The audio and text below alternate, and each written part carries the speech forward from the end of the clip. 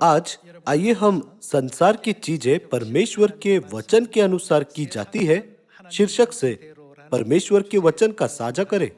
इस विषय के अंतर्गत आइए हम परमेश्वर के अनुग्रह को बांटने का समय लें। जब हम दानियल की भविष्यवाणियों को देखें तो दानियल अध्याय 4 और 5 में परमेश्वर ने राजा नबूकदनेस्सर को जानने दिया कि परमेश्वर स्वयं इस संसार की सभी चीजों को चला रहे और संचालन कर रहे हैं। दानियल की पुस्तक में हम कई बार राजा नबूकदनेस्सर और दानियल के बीच के संबंध को देख सकते हैं। दानियल 2 में राजा नबूकदनेस्सर ने दानियल को अपने स्वप्न की व्याख्या करने का निवेदन किया। आइए हम अध्याय 4 वचन 4 देखें। मैं नबूकदनेस्सर अपने भवन में चैन से और प्रफुल्लित रहता था। मैंने ऐसा स्वप्न देखा जिसके कारण मैं डर गया और पलंग पर पड़े पड़े जो विचार मेरे मन में आए और जो बातें मैंने देखी उनके कारण मैं घबरा गया था। तब मैंने आज्ञा दी कि बेबीलोन के सब पंडित मेरे स्वप्न का फल मुझे बताने के लिए मेरे सामने हाजिर किए जाए। जब ज्योतिषी, तंत्री, कसदी और होनहार बताने वाले भीतर आए और मैंने उनको अपना स्वप्न बताया, परंतु वे उसका फल न बता सके। दानियल अध्याय 2 में राजा नबूकदनेस्सर ने स्वप्न देखा, लेकिन उसे याद नहीं था कि उसका स्वप्न क्या था। ऐसे लोग थे जो हमेशा राजा के करीब रहते थे और उसे राष्ट्र प्रशासन के बारे में सलाह देते थे। वे ज्योतिषी, तंत्री और कसदी थे। दानियल अध्याय 2 में उन्होंने कहा, हमें तेरा स्वप्न बता, तब हम उसका फल बताएंगे। हालांकि क्योंकि राजा स्वप्न नहीं जानता था तो वे उसका फल नहीं बता सके। अंत में उसने दानियल के द्वारा जाना कि अपना स्वप्न क्या था।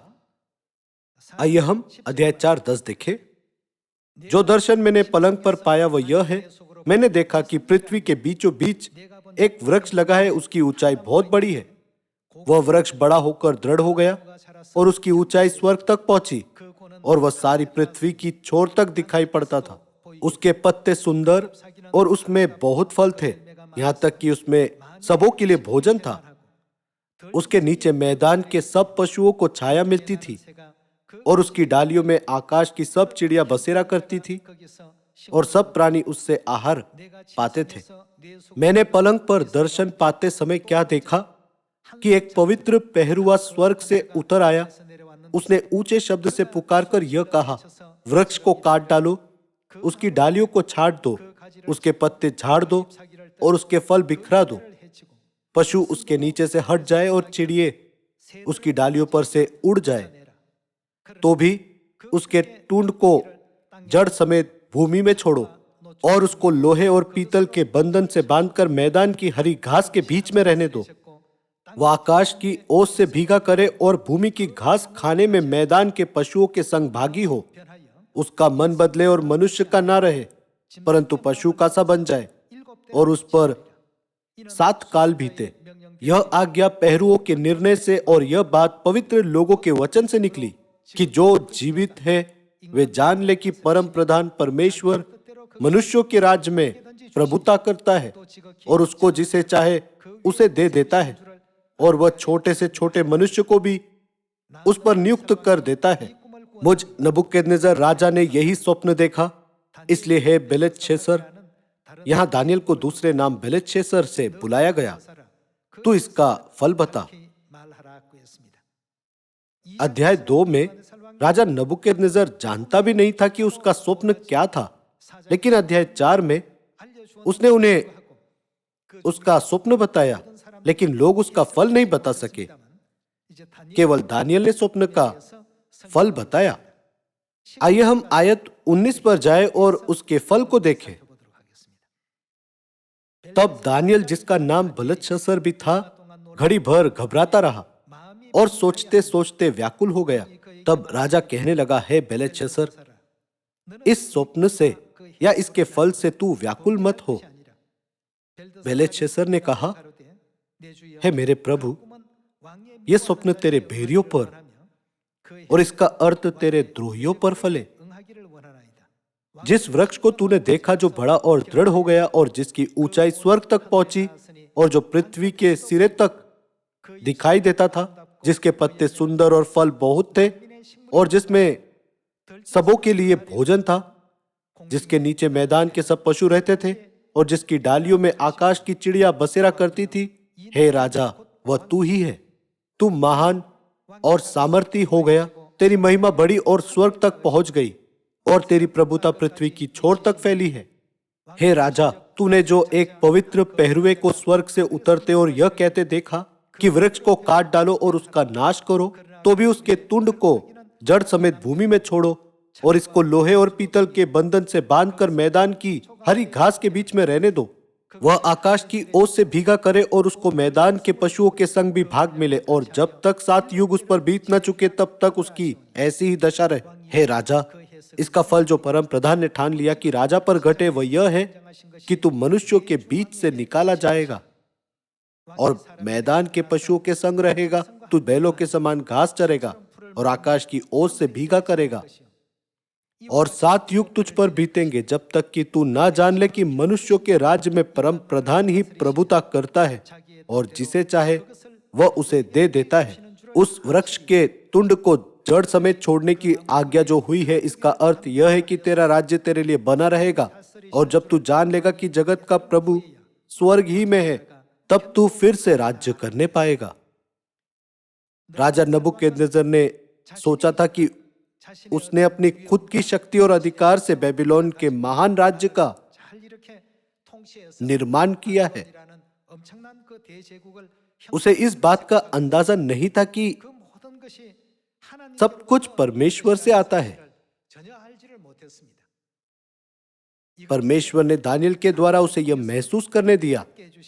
आइए हम आयत 28 पर जाए। यह सब कुछ नबूकदनेस्सर राजा पर घट गया 12 महीने के बीतने पर, जब वह बेबीलोन के राजभवन की छत पर टहल रहा था।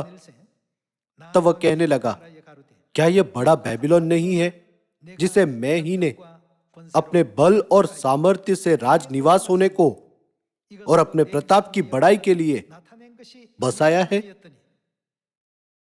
बेबीलोन की महिमा, शानदार इमारतों और संस्कृति के बारे में सोचते हुए राजा नबूकदनेस्सर ने सोचा, मैं ही ने अपने बल से इसे बसाया है। और वह इसे अपने मुंह से कह रहा था। आयत 31, यह वचन राजा के मुंह से निकलने भी ना पाया था कि आकाशवाणी हुई, हे राजा नबूकदनेस्सर, तेरे विषय में यह आज्ञा निकलती है, राज्य तेरे हाथ से निकल गया और तू मनुष्यों के बीच से निकाला जाएगा और मैदान के पशुओं के संग रहेगा और बैलों के समान घास चरेगा। और 7 काल तुझ पर बीतेंगे जब तक कि तू न जान ले कि परम प्रधान मनुष्यों के राज्य में प्रभुता करता है और जिसे चाहे वह उसे दे देता है। उसी घड़ी यह वचन नबूकदनेस्सर के विषय में पूरा हुआ। वह मनुष्यों में से निकाला गया और बैलों के समान घास चरने लगा और उसकी देह आकाश की ओर से भीगती थी, यहाँ तक कि उसके बाल उका पक्षियों के परों से और उसके नाखून चिड़ियाओं के पंजों के समान बढ़ गए। उन दिनों के बीतने पर मुझ नबूकदनेस्सर ने अपनी आंखें स्वर्ग की ओर उठाई और मेरी बुद्धि फिर जो की तो हो गई। तब मैंने परम प्रधान को धन्य कहा और जो सदा जीवित है उसकी स्तुति और महिमा यह कहकर करने लगा, उसकी प्रभुता सदा की है और उसका राज्य पीढ़ी से पीढ़ी तक बना रहने वाला है। पृथ्वी के सब रहने वाले उसके सामने तुच्छ गिने जाते हैं और वह स्वर्ग की सेना और पृथ्वी के रहने वालों के बीच अपनी ही इच्छा के अनुसार काम करता है और कोई उसको रोककर उससे नहीं कह सकता है, तूने यह क्या किया है। उसी समय मेरी बुद्धि फिर जो की त्यों हो गई और मेरे राज्य की महिमा के लिए मेरा प्रताप और मुकुट मुझ पर फिर आ गया। मेरे मंत्री और प्रधान लोग मुझसे भेंट करने के लिए आने लगे और मैं अपने राज्य में स्थिर हो गया और मेरी और अधिक प्रशंसा होने लगी। अब मैं नबूकदनेस्सर स्वर्ग के राजा को सराहता हूं और उसकी स्तुति और महिमा करता हूं, क्योंकि उसके सब काम सच्चे और उसके सब व्यवहार न्याय के हैं और जो लोग घमंड से चलते हैं उन्हें वह नीचा कर सकता है। राजा नबूकदनेस्सर अपने होश में आया जब उसे महसूस हुआ कि मनुष्यों के राज्य में प्रभुता करने वाला परमेश्वर है। उसे महसूस हुआ कि महान साम्राज्य बेबीलोन अपनी खुद की शक्ति से नहीं बसाया गया, लेकिन परमेश्वर ने बुद्धिमान लोगों, बहादुर लोगों को उसके चारों ओर पैदा होने दिया और लड़ाई जीतने के लिए सेनापतियों को हमेशा उसके पास रखने दिया ताकि वह ऐसे साम्राज्य को बसा सके। जब आखिरकार उसे महसूस हुआ कि वह उसकी शक्ति से नहीं लेकिन परमेश्वर द्वारा किया गया था, तो उसकी बुद्धि फिर जो की त्यों हो गई और वह बेबीलोन की शक्ति को फिर से प्राप्त कर सका। दानियल अध्याय 4 में परमेश्वर हमें यह सिखाते हैं। जब हम वैश्विक गांव में हो रही चीजों को देखते हैं तो ऐसा लगता है कि कुछ राष्ट्रपतियों और कुछ प्रधानमंत्रियों के पास अच्छी नीतियां हैं और कुछ लोग संसार को धमकाते हैं। वास्तव में इस तथ्य के द्वारा परमेश्वर इस युग के संबंध में चिन्ह दिखा रहे हैं। आइए हम अध्याय 5 पर जाएं। दानियल अध्याय 5 वचन 1। बेलशस्सर नामक राजा ने अपने 1000 प्रधानों के लिए बड़ा भोज किया और उन 1000 लोगों के सामने दाखमधु पिया। दाखमधु पीते पीते बेलशस्सर ने आज्ञा दी कि सोने चांदी के जो पात्र उसके पिता नबूकदनेस्सर ने यरूशलेम के मंदिर में से निकाले थे, तो उसने परमेश्वर के मंदिर में उपयोग किए जाने वाले सभी पात्र लाने की आज्ञा दी। उन्हें लाया जाए कि राजा अपने प्रधानों और रानियों और रखैलियों समेत उनमें पिए। तब जो सोने के पात्र यरूशलेम में परमेश्वर के भवन के मंदिर में से निकाले गए थे, वे लाए गए और राजा अपने प्रधानों और रानियों और रखैलियों समेत उनमें पीने लगा। वे दाखमधु पी पी कर सोने, चांदी, पीतल, लोहे, काठ और पत्थर के देवताओं की स्तुति कर ही रहे थे कि उसी घड़ी मनुष्य के हाथ की सी कई उंगलियां निकलकर दीवट के सामने राजमंदिर की दीवार के चूने पर कुछ लिखने लगी और हाथ का जो भाग लिख रहा था वो राजा को दिखाई पड़ा। उसे देखकर राजा भयभीत हो गया और वो मन ही मन घबरा गया और उसकी कमर के जोड़ ढीले पड़ गए और कांपते कांपते उसके घुटने एक दूसरे से टकराने लगे। तब राजा ने ऊंचे शब्द से पुकार कर तंत्रियों, कसदियों और अन्य भावी बताने वालों को हाजिर करवाने की आज्ञा दी। जब बेबीलोन के पंडित पास आए तब राजा उनसे कहने लगा, जो कोई वह लिखा हुआ पढ़कर उसका अर्थ मुझे समझाए, उसे बैंजनी रंग का वस्त्र और उसके गले में सोने की कंठमाला पहनाई जाएगी और मेरे राज्य में तीसरा वही प्रभुता करेगा। तब राजा के सब पंडित लोग भीतर आए, परंतु उस लिखे हुए को न पढ़ सके और न राजा को उसका अर्थ समझा सके। इस पर बेलशस्सर राजा बहुत घबरा गया और भयातुर हो गया और उसके प्रधान भी बहुत व्याकुल हुए। आखिरकार उसने दानियल को अपने स्वप्न का फल बताने को कहा। आइए हम आयत 16 पर जाए। परंतु मैंने तेरे विषय में सुना है कि दानियल भेद खोल सकता और संदेह दूर कर सकता है। इसलिए अब यदि तू उस लिखे हुए को पढ़ सके और उसका अर्थ भी मुझे समझा सके, तो तुझे बैंजनी रंग का वस्त्र और तेरे गले में सोने की कंठमाला पहनाई जाएगी और राज्य में तीसरा तू ही प्रभुता करेगा। दानियल ने राजा से कहा, अपने दान अपने ही पास रख और जो बदला तू देना चाहता है वह दूसरे को दे। वह लिखी हुई बात मैं राजा को पढ़ सुनाऊंगा और उसका अर्थ भी तुझे समझाऊंगा। हे राजा, परम प्रधान परमेश्वर ने तेरे पिता नबूकदनेस्सर को राज्य, बड़ाई, प्रतिष्ठा और प्रताप दिया था और उस बड़ाई के कारण जो उसने उसको दी थी, देश देश और जाति जाति के सब लोग और भिन्न भिन्न भाषा बोलने वाले उसके सामने कांपते और थरथराते थे। जिसे वह चाहता उसे वह घात करता था और जिसको वह चाहता उसे वह जीवित रखता था। जिसे वह चाहता उसे वह ऊंचा पद देता था और जिसको वह चाहता उसे वह गिरा देता था। परंतु जब उसका मन फूल उठा और उसकी आत्मा कठोर हो गई, यहाँ तक कि वह अभिमान करने लगा, तब वह अपने सिंहासन पर से उतारा गया और उसकी प्रतिष्ठा भंग की गई। वह मनुष्यों में से निकाला गया और उसका मन पशुओं का सा और उसका निवास जंगली गधों के बीच हो गया। वह बैलों के समान घास चरता और उसका शरीर आकाश की ओस से भीगा करता था, जब तक कि उसने जान न लिया कि परम प्रधान परमेश्वर मनुष्यों के राज्य में प्रभुता करता है और जिसे चाहता उसी को उस पर अधिकारी ठहराता है।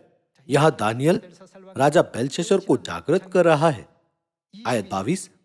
तो भी हे बेलशस्सर, तू जो उसका पुत्र है और यह सब कुछ जानता था, तो भी तेरा मन नम्र न हुआ, वरन तूने स्वर्ग के प्रभु के विरुद्ध सिर उठाकर उसके भवन के पात्र मंगवाकर अपने सामने रखवा लिए, और अपने प्रधानों, रानियों, रखेलियों समेत तूने उनमें दाखमधु पिया, और चांदी, सोने, पीतल, लोहे, काठ और पत्थर के देवता, जो ना देखते, ना सुनते, ना कुछ जानते हैं, उनकी तो स्तुति की, परंतु परमेश्वर, जिसके हाथ में तेरा प्राण है और जिसके वश में तेरा सब चलना फिरना है, उसका सम्मान तूने नहीं किया। तभी यह हाथ का एक भाग उसी की ओर से प्रकट किया गया और वे शब्द लिखे गए हैं। जो शब्द लिखे गए हैं वे ये है, मने मने, तकेल और उपसीर्ण। इस लेख का अर्थ यह है, मने अर्थात परमेश्वर ने तेरे राज्य के दिन गिनकर उसका अंत कर दिया है। तकेल अर्थात तू मानो तराजू में तोला गया और हल्का पाया गया है। परेस अर्थात तेरा राज्य बांटकर मादियों और फारसियों को दिया गया है। तब बेलशस्सर ने आज्ञा दी और दानियल को बैंजनी रंग का वस्त्र और उसके गले में सोने की कंठमाला पहनाई गई, और ढिंढोरिये ने उसके विषय में पुकारा कि राज्य में तीसरा दानियल ही प्रभुता करेगा। उसी रात कसदियों का राजा बेलशस्सर मार डाला गया, और दारा मादी, जो कोई 62 वर्ष का था, राजगद्दी पर विराजमान हुआ। दानियल अध्याय 5 दिखाता है कि राजा बेलशस्सर के समय में बेबीलोन मादी और फारस द्वारा पराजित होगा। यहां भी दानियल ने यह कहते हुए दिखाया, तू क्यों नहीं जानता कि परम प्रधान परमेश्वर मनुष्यों के राज्य में प्रभुता करता है? क्या यह राजा नबूकदनेस्सर के समय में पहले से ही नहीं हुआ था? लेकिन तू परमेश्वर के विरुद्ध क्यों पाप कर रहा है? यह बताने के बाद उसने दीवार पर हाथ से लिखे शब्द का फल बताया, ओ राजा, तू मानो तराजू में तोला गया और हल्का पाया गया है, और परमेश्वर ने तेरे राज्य के दिन गिनकर उसका अंत कर दिया है। यह शब्द मने मने, तकेल और उपसीर्ण का फल था। और दानियल अध्याय 5 में यह लिखा है कि मादी फारस ने राजा बेलशस्सर पर हमला किया और उसी रात बेबीलोन नष्ट हो गया।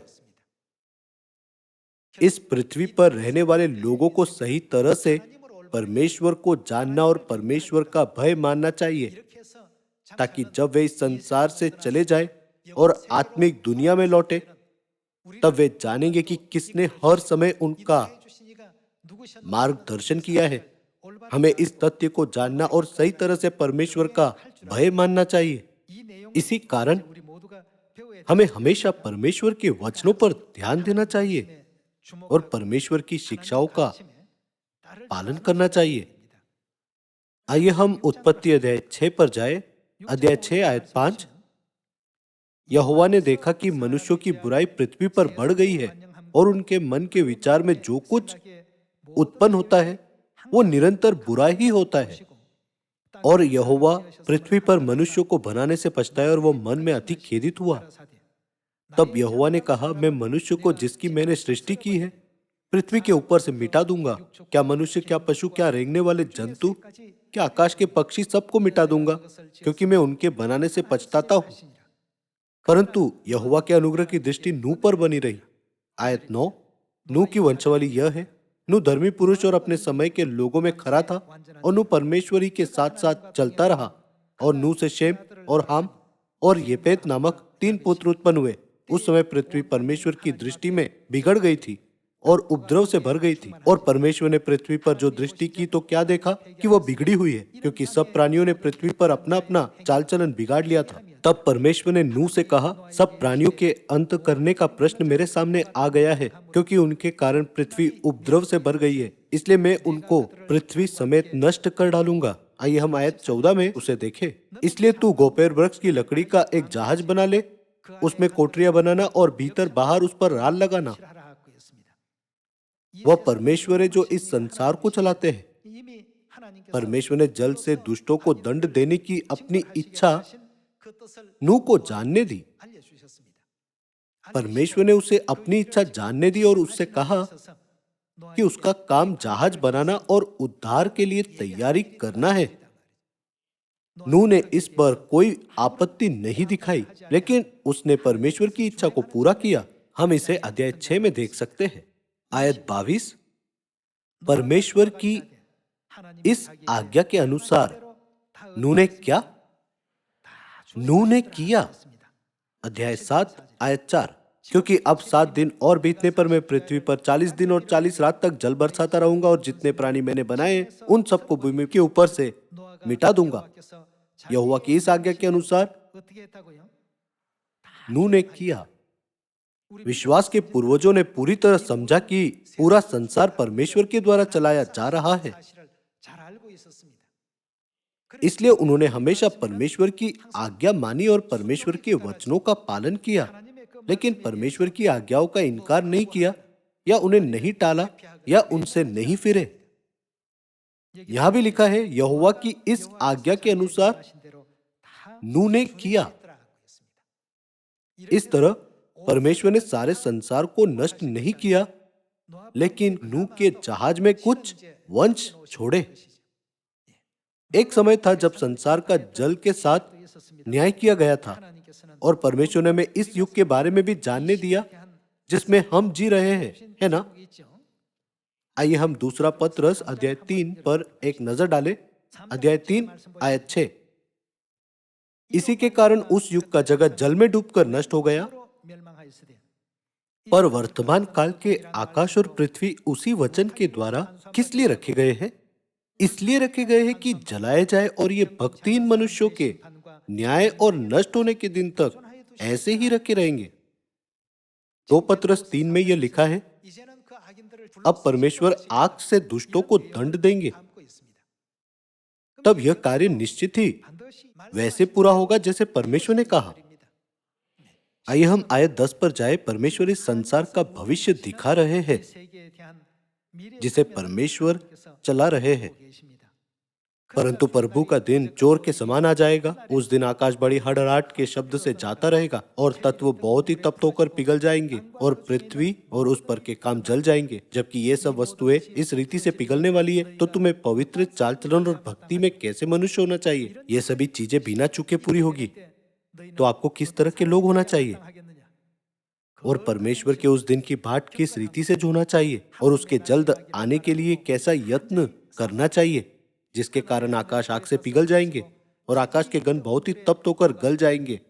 पर उसकी प्रतिज्ञा के अनुसार हम एक नए आकाश और नई पृथ्वी की आस देखते हैं जिनमें धार्मिकता वास करेगी। इसलिए हे प्रियो, जबकि तुम इन बातों की आस देखते हो तो यत्न करो कि तुम शांति से उसके सामने कैसे निष्कलंक और निर्दोष ठहरो। परमेश्वर इस पृथ्वी को चला रहे हैं, इसलिए हमें अंतिम न्याय के दिन पर बचाए जाने के लिए और भी पवित्र और धर्मी जीवन जीते हुए तैयार रहना चाहिए। हमें परमेश्वर की दृष्टि में निष्कलंक और निर्दोष होना चाहिए। आइए हम सफन्या पहला अध्याय देखें। भले ही संसार के लोग दुष्ट जीवन जिए, लेकिन हम स्वर्गीय लोगों को उस दुष्टता में नहीं बह जाना चाहिए, है ना? इसके बजाय हमें उन्हें सही मार्ग पर ले आना चाहिए। आइए हम पहला अध्याय वचन 2 देखें। मैं धरती के ऊपर से सबका अंत कर दूंगा, यहोवा की यही वाणी है। आइए हम आयत 14 पर जाए। यहोवा का भयानक दिन निकट है, वह बहुत वेग से समीप चला आता है। यहोवा के दिन का शब्द सुन पड़ता है, वहां वीर दुख के मारे चिल्लाता है। वह रोष का दिन होगा, वह संकट और सकेती का दिन, वह उजाड़ और विनाश का दिन, वह अंधेर और घोर अंधकार का दिन, वह बादल और काली घटा का दिन होगा। वह गढ़ वाले नगरों और ऊंचे गुम्मटों के विरुद्ध नरसिंगा फूकने और ललकारने का दिन होगा। मैं मनुष्यों को संकट में डालूंगा और वे अंधों के समान चलेंगे, क्योंकि उन्होंने यहोवा के विरुद्ध पाप किया है। उनका लहू धूलि के समान और उनका मांस विष्ठा के समान फेंक दिया जाएगा। यहोवा के रोष के दिन में ना तो चांदी से उनका बचाव होगा और ना सोने से, क्योंकि उसके जलन की किससे? आग से सारी पृथ्वी भस्म हो जाएगी। वह पृथ्वी के सारे रहने वालों को घबराकर उसका अंत कर डालेगा। आग के साथ न्याय को बार बार समझाया गया है। इस पृथ्वी को चलाते और संचालन करते समय परमेश्वर सबसे अधिक जो चाहते हैं वह मानव जाति का उद्धार है। जिस तरह परमेश्वर ने नूह को उन दिनों में विपत्ति से बचने का मार्ग दिखाया था, उसी तरह परमेश्वर हमें इस युग में भी बचने का मार्ग दिखाते हैं। परमेश्वर ने हमें बताया कि यह क्षण आने पर और जब हम इन चीजों को अपने आसपास होते हुए देखें, तब जल्दी से एक स्थान में प्रवेश करना है। वह कहाँ है? हमें जल्दी से सियोन में प्रवेश करना चाहिए। पर्वों को, विशेष रूप से फसह को मनाना चाहिए और सभी विपत्तियों से बचना चाहिए। आइए हम भजन संहिता 91 देखें, अध्याय 91 आयत 1। जो परम प्रधान के छाए हुए स्थान में बैठा रहे, वह सर्वशक्तिमान की छाया में ठिकाना पाएगा। मैं यहोवा के विषय कहूंगा, वह मेरा शरण स्थान और गढ़ है। आइए हम आयत 7 पर जाए। तेरे निकट 1000 और तेरे दाहिनी ओर 10,000 गिरेंगे, परंतु वो तेरे पास क्या? तेरे पास न आएगा। आपदाओं को पास आने से रोकने के लिए परमेश्वर ने विशेष उपाय किए हैं। हमें वह सब कुछ तैयार करना चाहिए जो परमेश्वर हमें करने के लिए कहते हैं। यदि परमेश्वर हमें सियोन में प्रवेश करने के लिए कहते हैं तो हमें सियोन में प्रवेश करना चाहिए, और यदि परमेश्वर हमें फसह को पवित्र मनाने के लिए कहते हैं तो हमें फसह को पवित्र मनाना चाहिए। यदि परमेश्वर हमसे व्यवस्था के अनुसार सबत मनाने के लिए कहते हैं तो हमें सबत की व्यवस्था को मानना चाहिए, और यदि परमेश्वर उन लोगों को वचन का प्रचार करने के लिए कहते हैं जो इसे नहीं जानते तो हमें उन्हें प्रचार करना चाहिए। हमें सब कुछ तैयार करना चाहिए, हमें सब कुछ करना चाहिए, और फिर हमें बस इंतजार करने की जरूरत है। लिखा है, कोई विपत्ति तेरे पास नहीं आएगी। फिर वो क्या है जो हमें करना चाहिए ताकि कोई विपत्ति हमारे पास न आए? आइए हम निर्गमन 12 देखें, अध्याय 12 आयत 11। और उसके खाने की यह विधि है, कमर बांधे, पाँव में जूती पहने और हाथ में लाठी लिए हुए उसे फुर्ती से खाना। वह तो यहोवा का पर्व होगा, क्योंकि उस रात को मैं मिस्र देश के बीच में होकर जाऊंगा और मिस्र देश के क्या मनुष्य क्या पशु सबके पहलोटों को मारूंगा और मिस्र के सारे देवताओं को भी मैं दंड दूंगा। मैं यहोवा हूं, और जिन घरों में तुम रहोगे उन पर वह लहू तुम्हारे लिए चिन्ह ठहरेगा, अर्थात मैं उस लहू को देखकर तुमको छोड़ जाऊंगा। और जब मैं मिस्र देश के लोगों को मारूंगा तब वह विपत्ति तुम पर न पड़ेगी और तुम नष्ट न होंगे, और वह दिन तुमको स्मरण दिलाने वाला ठहरेगा और तुम उसको यहोवा के लिए पर्व करके मानना। ठीक वैसे उन्होंने हमारी रक्षा करने की प्रतिज्ञा की कि इस युग में भी जब हम फसह मनाए तो कोई विपत्ति हमारे पास नहीं आएगी। यह एक प्रतिज्ञा थी जो परमेश्वर ने 3500 वर्ष पहले निर्गमन के समय में की थी। आज इस युग में भी जब हम परमेश्वर के वचनों का पालन करते हैं तो महान अनुग्रह और उद्धार का कार्य किया जाता है।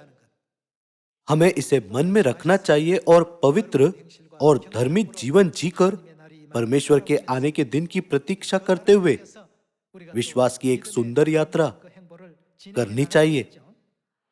जैसे नूह के समय में परमेश्वर ने जहाज तैयार किया था, ठीक वैसे परमेश्वर हमें सियोन में प्रवेश करने के लिए कहते हैं। आइए हम यिर्मयाह 4 में इसकी पुष्टि करें, अध्याय 4 आयत 5।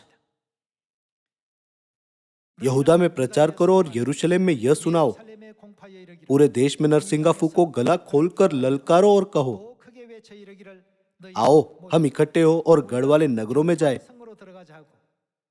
यह जगह क्या है? यह सियोन है। सियोन के मार्ग में झंडा खड़ा करो, अपना सामान बटोर के भागो, खड़े मत रहो, क्योंकि मैं उत्तर की दिशा से विपत्ति और सत्यानाश ले आया हूं। एक सिंह अपनी झाड़ी से निकला, जाति जाति का नाश करने वाला, यानी सभी देशों का नाश करने वाला चढ़ाई करके आ रहा है। वह कूच करके अपने स्थान से इसलिए निकला है कि तुम्हारे देश को उजाड़ दे और तुम्हारे नगरों को ऐसा सुनसान कर दे कि उनमें कोई बसने वाला न रहने पाए। इस समय हमें कहां जाने की आवश्यकता है? सियोन में। जहां भी हम परमेश्वर के लोग हैं, हमें चिंता करने की आवश्यकता नहीं है, क्योंकि परमेश्वर हमेशा हमारे साथ है। ऐसे महान कार्य में हमें बुलाने के लिए, हमें अपनी संतान बनाने के लिए और हमें उद्धार के कार्य के हिस्से के रूप में काम करने की अनुमति देने के लिए आइए हम हमेशा परमेश्वर को धन्यवाद दें, क्योंकि हमें इस काम के लिए बुलाया गया है। तो मैं सियोन की सभी संतानों को हमेशा पवित्र और धर्मी जीवन जीने और उन सभी चीजों का पालन करने के लिए जो परमेश्वर हमें आज्ञा देते हैं और पिता और माता के पद चिन्हों पर चलने के लिए कहना चाहता हूँ। आपका बहुत बहुत धन्यवाद।